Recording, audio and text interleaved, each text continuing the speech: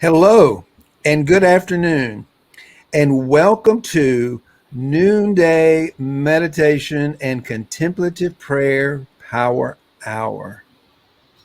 My name is Martin Coward, and we have been gathering in this virtual sanctuary for over a year since the beginning of the pandemic in March of 2020 as a refuge to get out of all the drama that was brought into our life last year through the pandemic. I mean, it didn't just stop at the pandemic. It was racism. It was an attack on our country.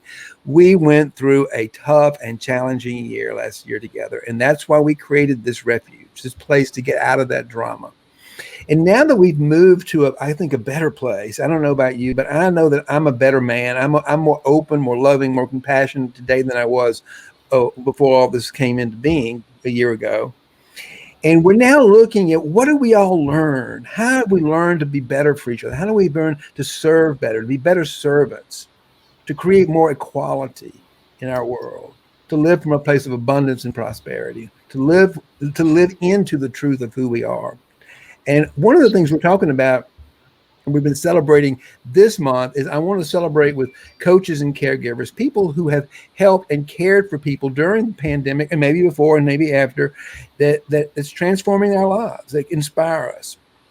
And today I have a friend that I recently met, David Manning. I recently joined the Gay Coaches Alliance, and I went to their first conference this year, and David gave a presentation.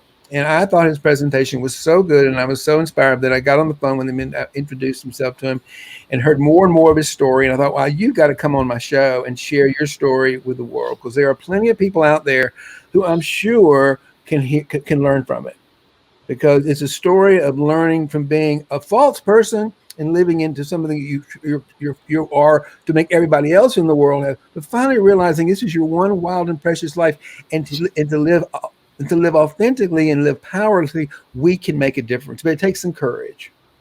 So today I'm going to ask, one, if you're joining us, we got some people comments. We've got Mindy. Oh, Mindy, good to see you. Thank you so much for joining us today. And let's see, I learned more about boundaries didn't we learn about boundaries during COVID? We learned a lot about boundaries during COVID. And there's Irvin a friend of yours, David? Yes. Hey, Irvin, glad you're here. And David, thank you for inviting your friends to come listen to our conversation today. So it's great. And anybody else that would, if you please, just type into the chat, let us know you're here, and any comments you have or any questions. This is an interactive conversation. It's here. We're just going to be sharing some stories. And if you'd like to find out more, just put it in the chat, and David and I will be happy to answer your questions. Okay. So thank you, Irvin, for being here, and anybody else, and Mindy and anyone else. Please I can't tell if you're here unless you put something into the chat, and I appreciate that. So thank you. So now, enough of me talking.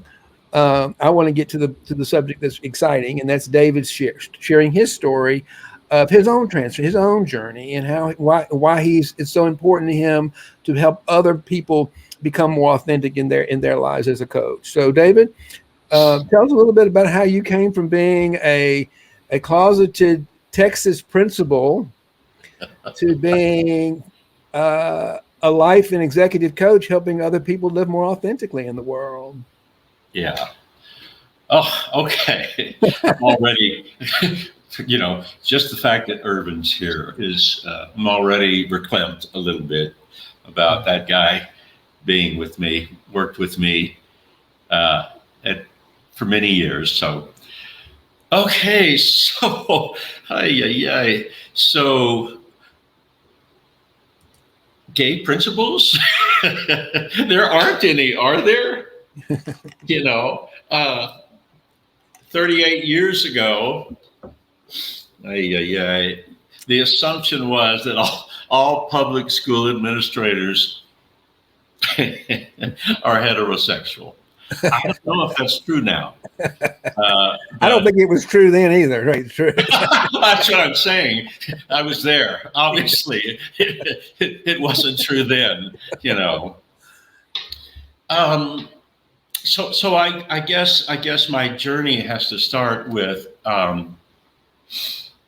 getting divorced, with two children in living in a small Texas town, driving to a bigger town, San Antonio, Texas, to be. And I was on my way up from being a teacher to a counselor to an administrator and a principal. And I got divorced, and it was not it was not a nice divorce, I must say. It was contentious. I rarely hear about nice divorces. Do you? Right. Gay or straight, they're not fun. They're just messy, Well, throw in the fact that your husband's gay and you live in a little bitty conservative county, and you go to the judge and he says, you can have everything. You can even keep him from seeing his children. And so as the fear that comes up, that came up in me was palpable. The fear of losing my livelihood. And so, and everything I had, and my children, so it became very important to fit in. And, and underneath it, I was feeling less than. I was overcompensating. The environment was hostile. Anyway, I had to watch everything that I said and did. And I look back at the time, I would just get through this, just keep going and keep going, and never let anybody know. But yet, at the same time, you've got to express yourself outside of your organization in some way that is who you are, even if it's, and dare I say, sordid or secretive or double life or inconsistent with who you believe that you are and who you want other people to believe that you are.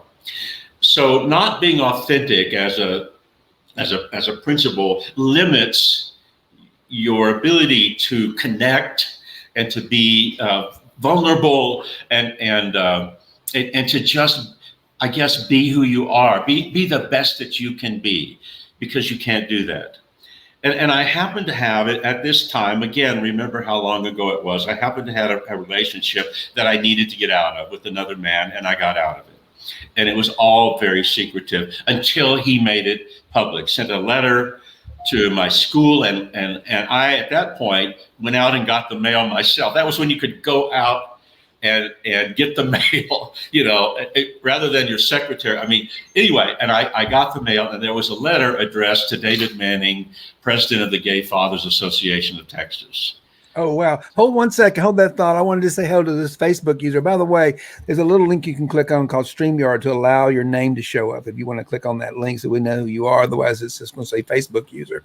But thank you for here, and we'd love to say your name. So you just click on that link and give us permission to show your name. And here's someone, Stan Allen. Stan, it's great to see you here. And wonderful to have you here with us today. Thank you for joining us, to Z, and to join David. So what's up? Yes, times have changed. I mean, there were two things going on, David, in those environments, particularly in Texas. It was really there. The laws were such, and the way the world worked, you could lose your job. You could. There was no question. You would lose your job, and you could lose your children, and things that you care about. So we didn't have a choice, really. It was really like, in those days, we had to have a community of people that we could trust to share with, because as you said, this guy used that secretive world to hurt you. So go on with that story about getting that email from. Well, and it didn't stop there. I happened to be the principal of an alternative high school where every student I had was severely emotionally disturbed. There's my friend Gary Chambers. Okay. You got quite a fan club here. Hey, Gary. Hey, Pam. I'm lucky. Thank you for checking in. I'm so lucky. Anyway, share stories. So I'll set the stage a little more about how as the principal of an alternative high school, we were in a situation where every kid had to walk into the main building, and my parking space as the principal was right outside the door. And he also came up and wrote fag on my car. So every kid who passed by saw that. He also went to every gay bar in San Antonio and wrote my full name and my phone number. And I got calls, it was the whole for a good time call, more explicit than that, I must say. So this was a very scary, I can look back and see really having PTSD almost. I would imagine. Yeah, after all of this. And I overcompensated so much, Martin, and everybody here, that I got married again.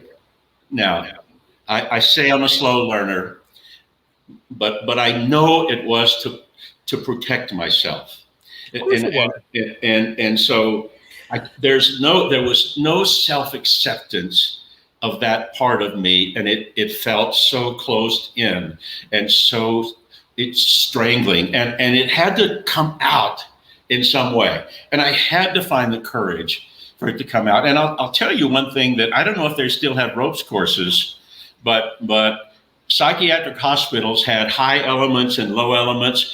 I put all of my students through that, and it was a transformational time for these kids to really experience their own power, personal power, which is what I try to do in my coaching, So I went out and took Project Adventure, and I learned how to do all the ropes. And I was never athletic, but I always could recover, and that's what happened when you're up on the ropes and you're about to fall, and everybody thinks you're falling, and somehow you grab the other rope, or you jump from the pamper pole to the trapeze, and you make it.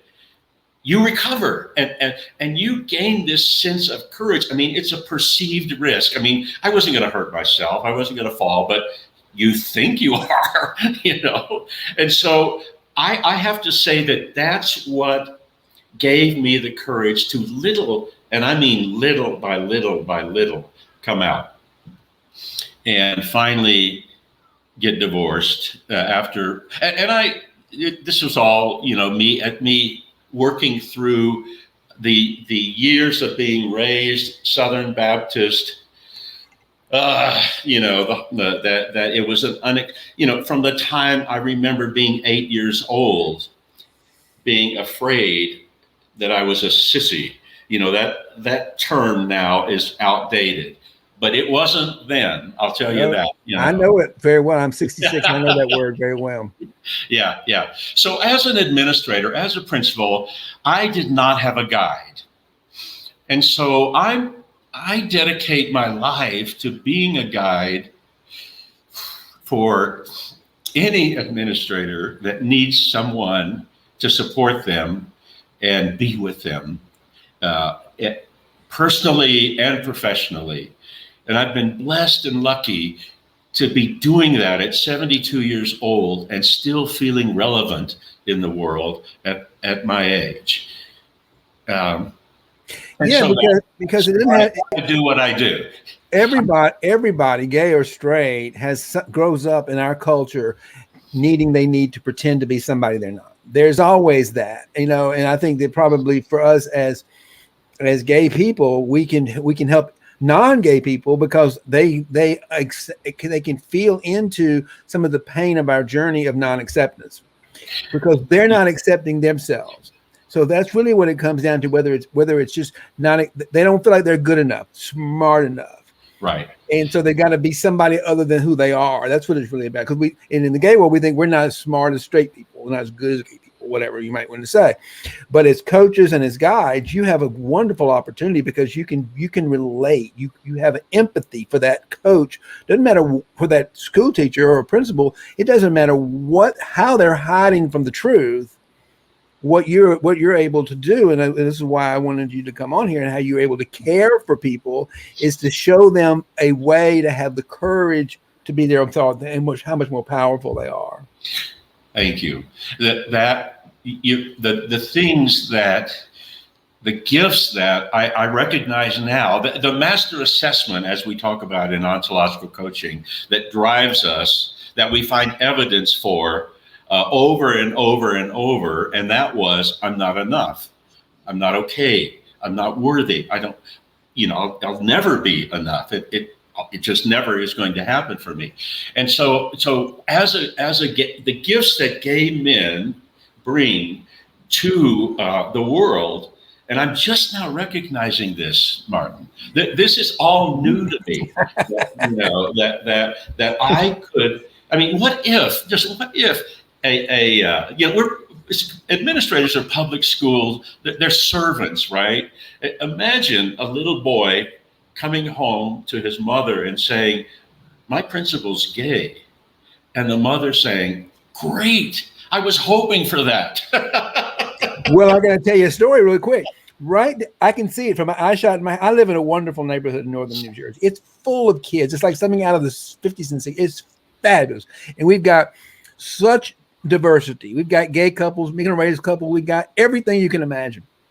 And right down the street is Hazel Elementary, one of the best elementary schools in the district. And guess what? The principal is gay, and the teachers love him. Love him. Yeah. It's never been a secret. It's never been hidden. It's just he's a gay man, and he's a damn good principal. Yeah. So what are those gifts, and why do we have them? I mean, what makes that unique? And maybe, I mean, there are straight people on this conference right now that have the qualities that I have somehow, but yeah. They just do, Exactly. We all have the same. We all have the same fears of being good enough. That is the number one. I do shadow work, and the number one shadows belief is always some version of us not being good enough. And quite frankly, without the spiritual, without the divine presence within us, without that, we're not enough. Because as a separate human, without that connection to my divine presence, to my authentic queer nature, as I want to call it, we're not enough, because there's nothing we can do. Everything we do, everything we be is in that authentic divine spark of life within us. And that's what we as coaches are teaching people how to tap into, and for my case, how to tap into that authentic queer nature in order to be able to make a difference in the world and be more powerful. Well, right. And there are, and I don't, there are, well, all I could call them were angels along the way for me, Martin, that I can tell a quick story about what happened to me. And I don't want to get into all the ways I put myself in danger, even at the same time that I was afraid I was going to be exposed, going to places that if I were caught back then, there was no place, really, there was no place to be who you were other than a bar, but, and even that was dangerous, but I did worse than that, Martin. And it doesn't make sense that you would put yourself and your life and your livelihood and your children in danger at the same time that you were terrified in your profession to do anything like that. I can't explain it, but it was a bursting out of being so constrained, I think, for me. And so I was this time I was an assistant principal. I had just been administrative assistant to the superintendent, and I said I want to go to be to the elementary school level. And he said, okay, go on over there, to the school. He put me in the projects basically, which is great, And so all my teachers, when you're an elementary principal, if you have a staff of 30, you got 27 women and maybe 3 men, and one's a custodian and one probably the gym teacher, And so, here I was, young and sort of attractive.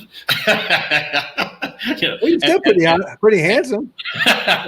And the women knew that I was that I was divorced, and I didn't hide that at all, but nobody knew why I was divorced, and so I had a very, I was drinking too much. I had a very a really horrible night, and I was hungover, to be frank with you, and I went to school anyway, and I went in and told my principal, I'm sick.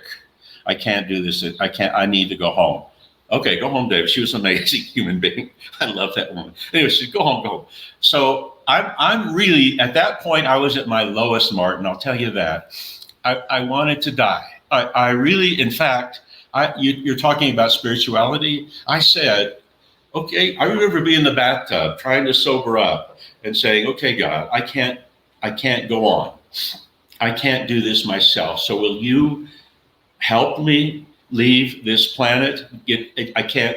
It's the end for me, And so I get a call from a third grade teacher who I'll never forget her name, but I'm not going to say it here. And she says, "Oh, David, we know you're sick, but we planned this thing for the principal, and you have to be there because you have to present her with these gifts that we've given her." And I don't even remember what the deal was, why they were getting her gifts. So I'm like, oh, okay.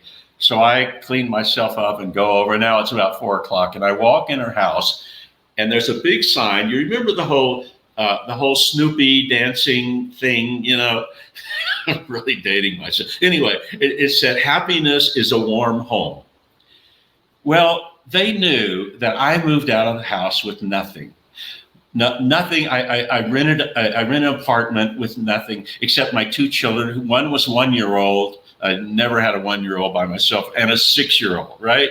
So I every other weekend, all of that kind of stuff. So the deal is that the party was for me because they knew I had nothing when I left my home with my ex-wife and my children and moved into, and every grade level from kindergarten, pre-K, kinder to 5th grade and teens gotten me toasters, dish towels, coffee cups, blenders. It was a housewarming for me.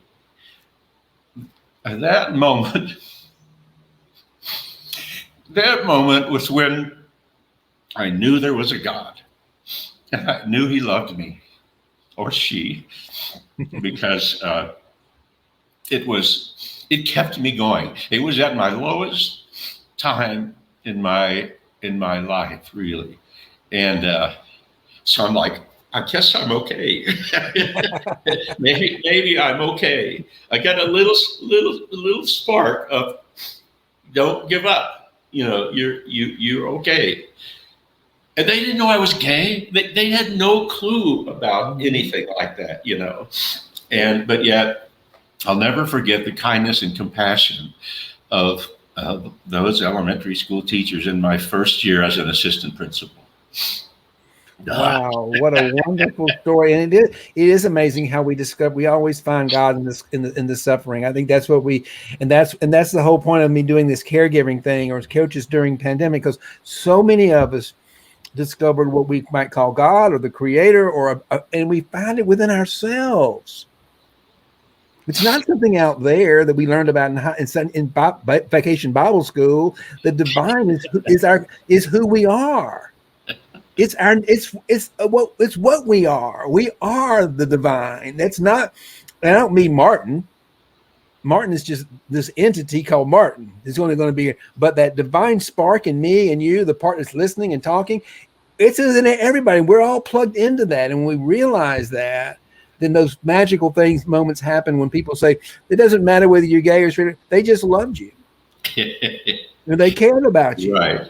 And they wanted you to know that. So they got together, they put some things together so you'd come home to a home that was full of love, and the full of love were all those wonderful things that they had purchased for you. That's a beautiful story.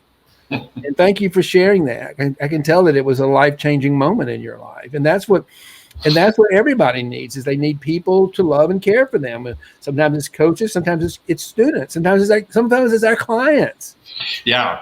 You're mentioning students. And so Okay, the kind of students we had at the school I was at was either those that were acting out, who had hit an administrator. These high school principals were just saying, "Get them off my campus, take them, David." And I'd be like, "Yeah, come on, I didn't fit in either, so they're not fitting in, and so, but they were either acting out with probation officers in trouble with the law, impulse, you can't control their impulses, or acting in, which is, those are depressed, major depression, anxiety disorders, and we were the hardest to reach. And so we had several psych hospitals in San Antonio, one of which I had eventually was the director of education at, the largest one in San Antonio. So I had a kid come out of a psych hospital. And I remember, and I never told any kids I was gay. And the kid, he was this big, handsome football player kind of kid whose parents called me in the office and said, he tried to kill himself. He's been in the psych hospital, David. And it's because he thinks he's gay. And I said, okay, I appreciate that, blah, blah, blah. Parents leave. And this is the only time I ever did. I called the kid in and I said, I know what you're going through. I'm gay. And as the saying is, it gets better. It's going to be okay. You're going to be all right, And that's the only time I ever, but I was really aware, even when I moved on after I'd been a principal 7 or 8 years and moved on to an elementary school. And little by little, I kept telling people that I trusted that I was gay. But I knew that any one of them could expose me. And as an elementary school principal and being male, I was very aware that I shouldn't have a child in the office with me by myself. Even though I was a father, all of that didn't matter. Right. It was my perception of what other people's perception about me might be. Or there is a reality of someone wanting, you're the principal, you're the authority, and someone could make something up.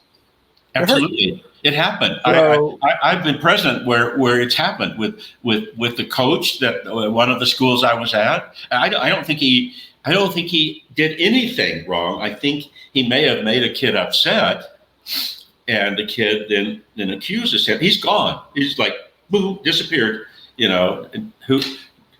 Anyway, I was aware of that, and I left. I did eventually say, I cannot live a gay life being an elementary school principal.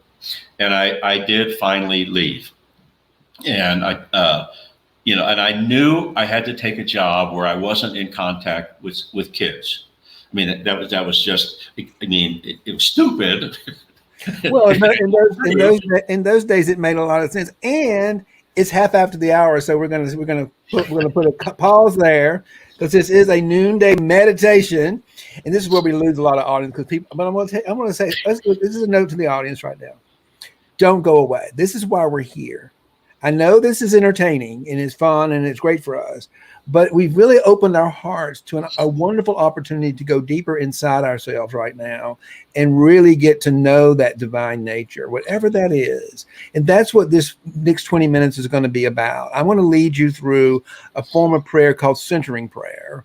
It's a way of centering all of our energy around the heart space. And the heart space always knows the truth.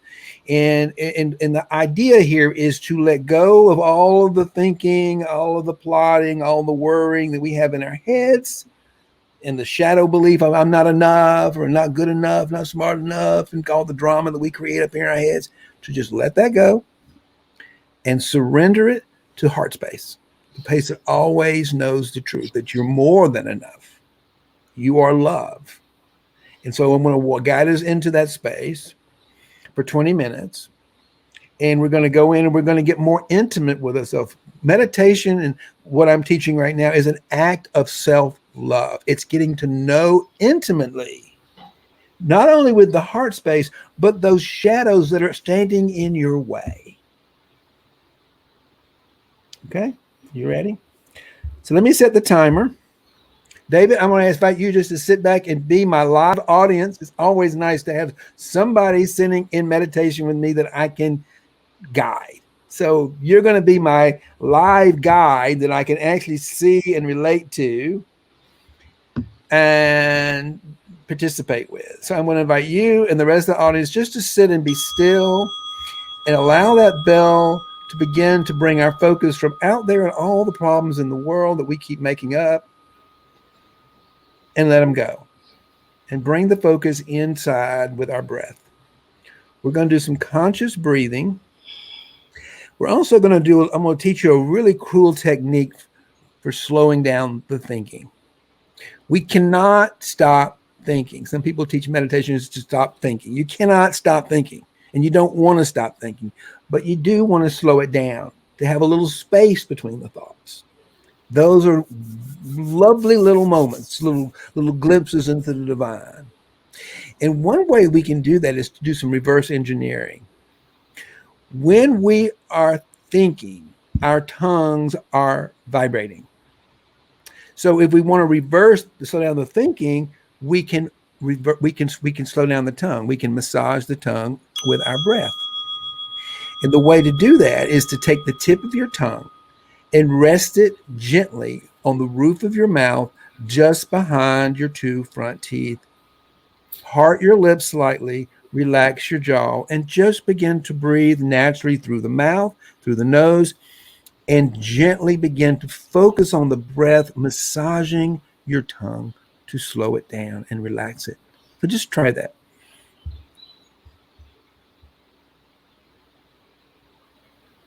Just gently begin to focus on the breath as it's coming in the nose and the mouth, gently massaging the tongue. Notice the rise and the fall of your rib cage. Allow the stomach muscles to pull the breath in through the nose, through the mouth, across the tongue, into the heart, and deep into your belly as an anchor. To really open up that channel from the head to your butt. And anchor that breath in with the belly, into your belly. And for right now, for the next 20 minutes, I just want you to make breathing, just being still and breathing and letting go of any thinking, to be your primary purpose in life, to bring presence into the moment. See what happens. And we're going to start this we're going to get some more space and some more expansion by doing 3 belly breaths. And they look like the following. You're going to use your belly muscles to pull the breath in through the nose and the mouth. You're going to have your tongue on the roof of your mouth. You're going to be relaxing. You're going to bring the breath in with your belly muscles through the nose, through the mouth, across the tongue, open your heart, and deep into your belly. You ready? Pull it in. Use your belly muscles to pull it in deeper. Hold it. Take in a little bit more. Now just let it go. And as you let the breath out, let every thought, every opinion, every judgment, every story, every belief you have go. Hold on to nothing. And just fall back into that wonderful, infinite space of the heart. Infinite love. Infinite love energy. It's the essence of what and who we are.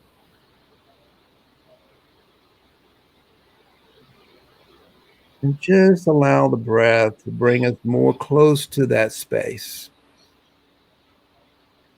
We're going to do another belly breath. Ready? Pull the breath in through the nose and the mouth. Massage the tongue, open the heart, really pull that breath deep into the belly as an anchor. Hold it for just a second. Pulling it maybe just a little bit more till it's a little uncomfortable. Holding on to stuff is so uncomfortable. Surrender it all. Let it go. And you're still here. Hold on to nothing. Let go of every belief and thought about which you are ashamed, that you think is good or bad or right or wrong. It's all story. Let it all go.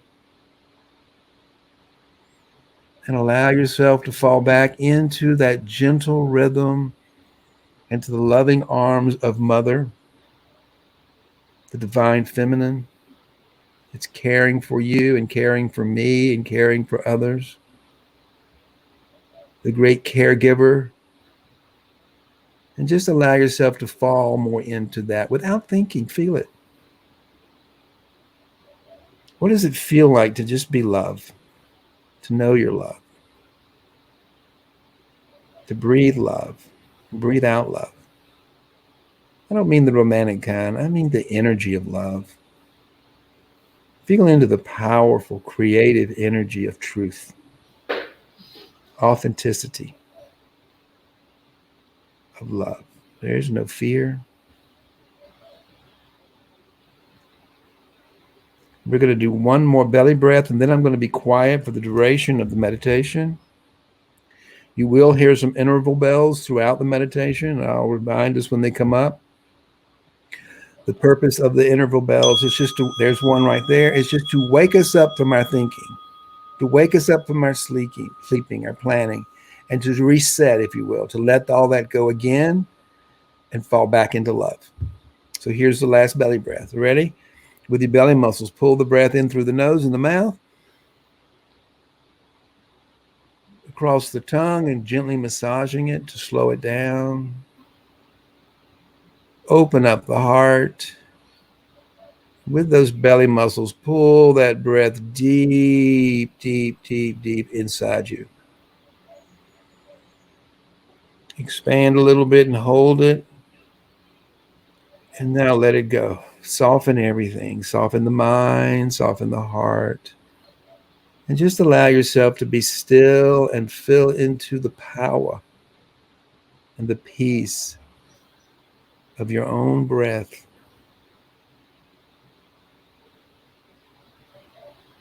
And be still and know that I am not me.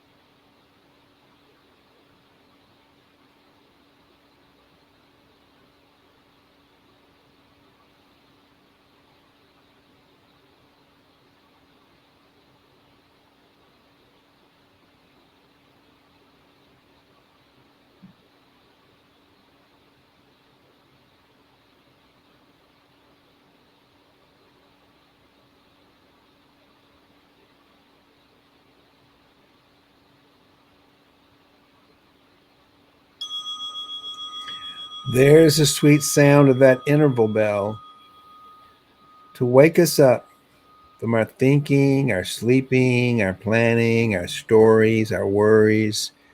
It's okay. Just smile at that brilliant brain and just say thank you and let it go. Let it go. Let go of all need to control, that all need to know, and just let it go and fall back into that sweet cloud of I don't know and don't need to know.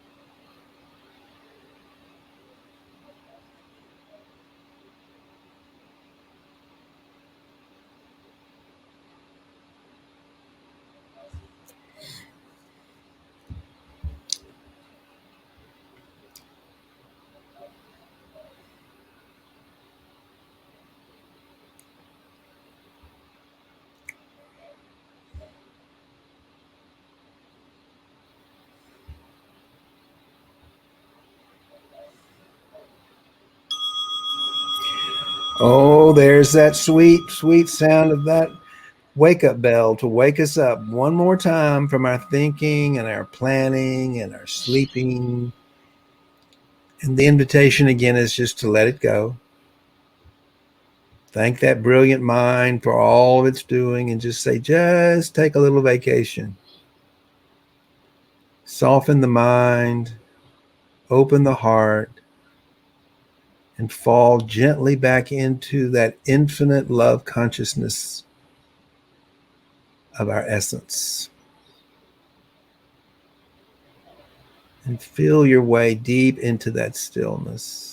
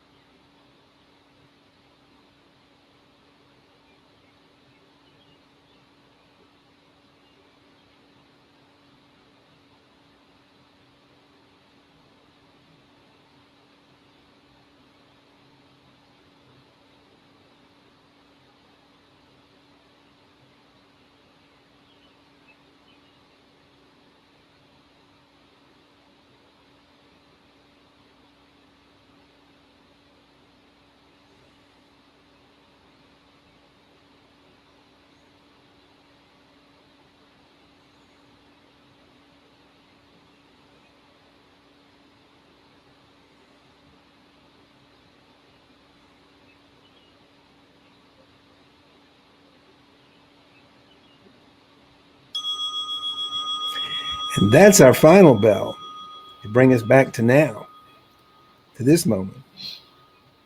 How you feeling, David? Great. I always feel good after that too.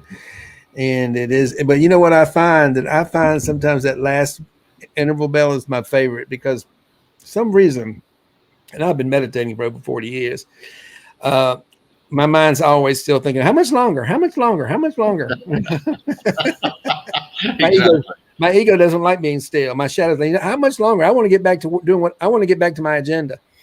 And I find that when I get to that last, I was like, oh, finally, and then I get these longer periods of space, and it's really kind of nice. So we never know. Everything's different every time we do it. Right.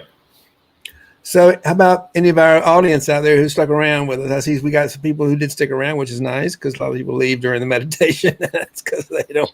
But I'll tell you something. If you stuck around and you meditate for 20 minutes, it's a hard thing to do if you're not used to it. Right. So, give yourself some congratulations for doing that because it takes some discipline to be able to quiet the mind for 20 minutes because the ego, the shadow, does not like to be still. It does not like to be still. So congratulations on you for, here's a couple of questions that came up before. What's the best of all possible worlds. I think I'll answer that quickly. I'll say the best of all possible worlds is the worlds we live in. It's the world we're in right now. We are living in, and when we learn to love and accept the world we're in as it is without any need to change it,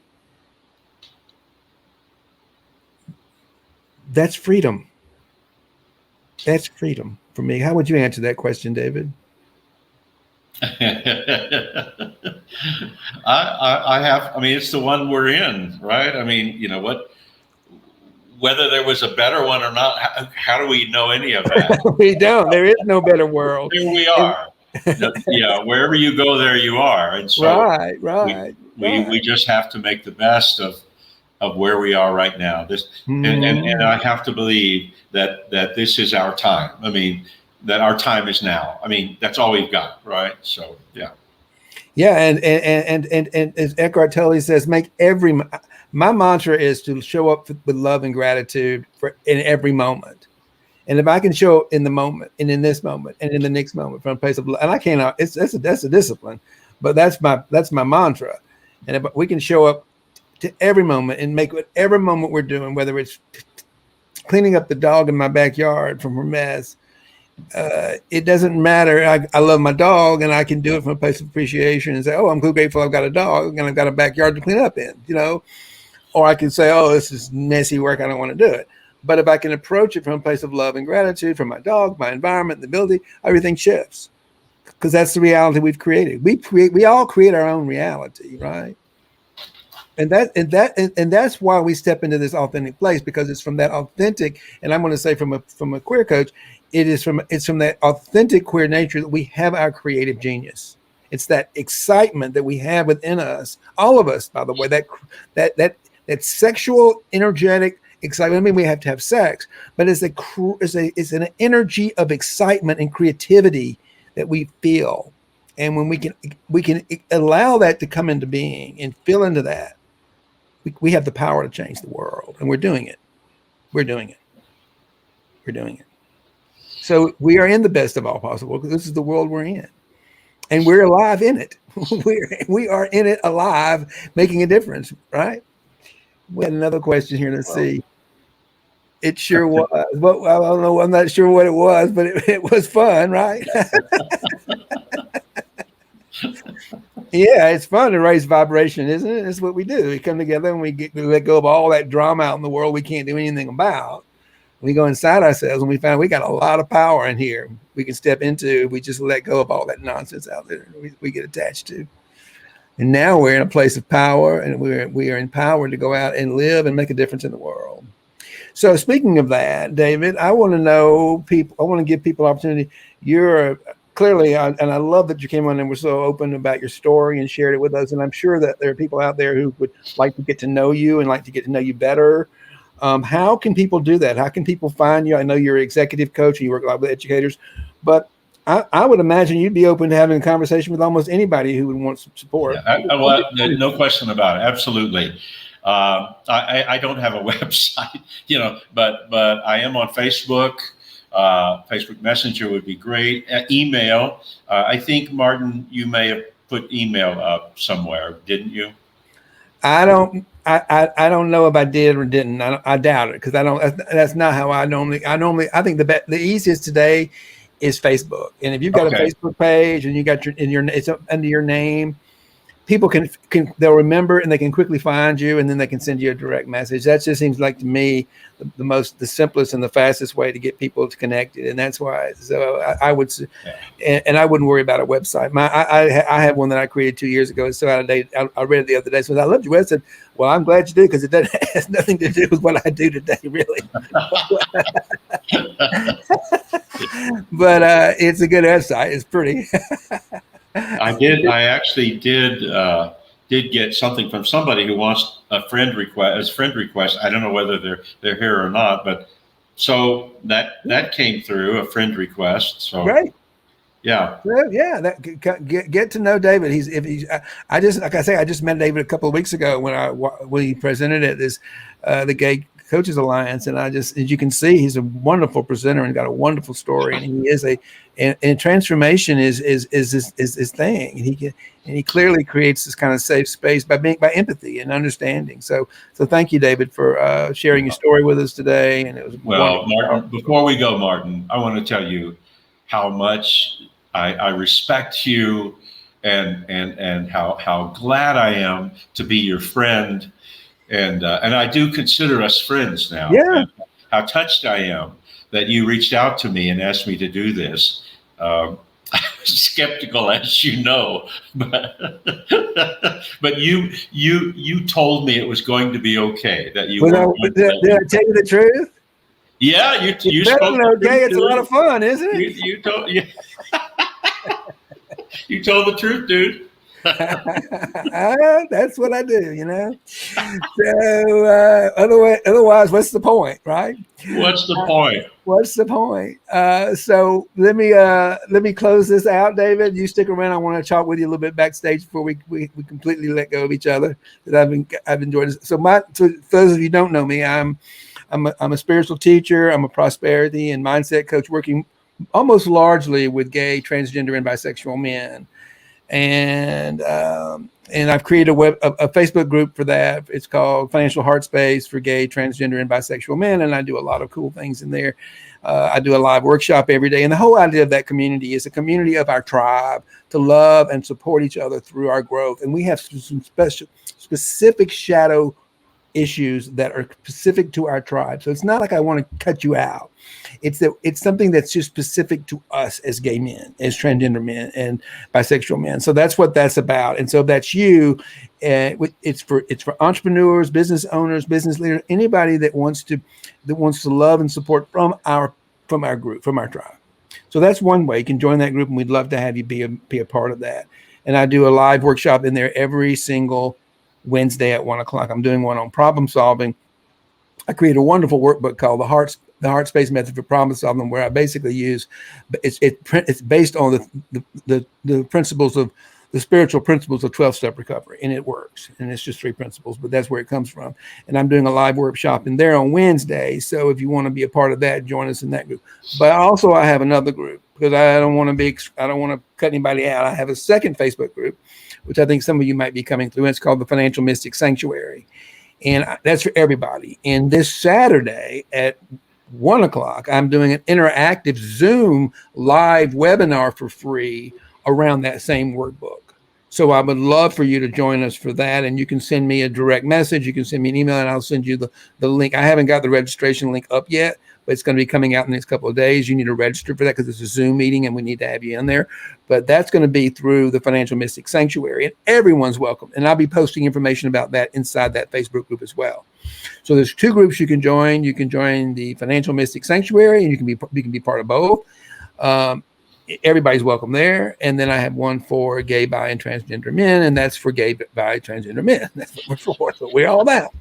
So join us over there if that's what you are and that's what you want. So we'd love to have you. And having said all of that, and thank you all, and thank you, David, for bringing all your guests. You've been a lovely, lovely guest on my show. I knew it was going to be fun having you on here. And so thank you for going. And in the meantime, may love and prosperity prevail. Thank you for joining us.